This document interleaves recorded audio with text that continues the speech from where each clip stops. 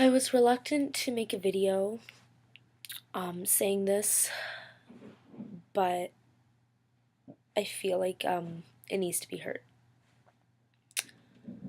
So look around you. Look at every single person carefully, in detail. As Sylvia Plath once said, the nose, the eye pits, the full set of teeth, the sour breath will vanish in a day. Maybe she's referring to herself due to the fact that she also admitted to attempting suicide 3 times and eventually succeeding at the age of 30, but I like to connect that line of poetry to the grand scheme of the world. Each and every person around you has the potential to die at any given moment. Scary, right? And not just by some freak accident like a car crash or a heart attack, but by their very own hands. The Niagara Region has one of the highest rates of death by suicide in Ontario and one of the highest rates of people who are treated at the hospital for suicide attempts. 90% of people who kill themselves are reported to have some sort of mental illness, which isn't preventable, but it is treatable, if people were offered the right kind of treatment. In our community, we have a mental health care center called Pathstone, filled with therapy professionals who are great at their jobs and have helped hundreds of people through all types of issues. The sad reality is, there are very limited job opportunities within this field of study. When I was younger, I was diagnosed with severe anxiety, and my mom discovered the type of help I could receive through Pathstone. And after applying, I was put on a waiting list because there were too many people who were in need of the same type of treatment as I needed.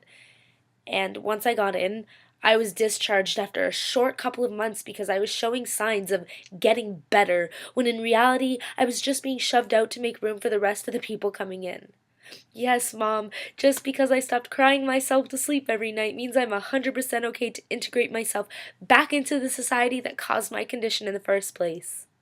What I don't understand is how the government doesn't find it necessary to invest a good chunk of funding into helping the part of the population who is in desperate need of continuous therapy. I'm sorry, I'll say that slower for the people in the back. Continuous therapy.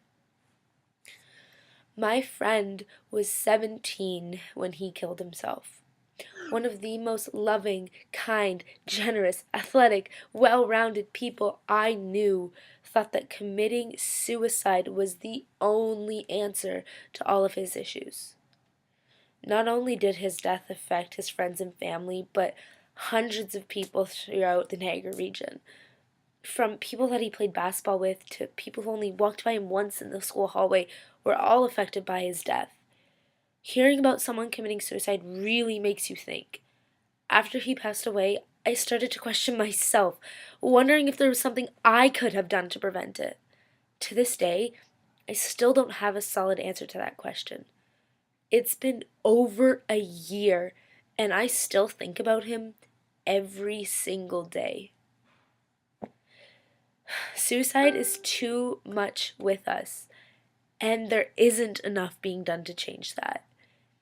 I think it's time that people start stepping up and facing this issue instead of sitting back and crying about it. We need to do something about this.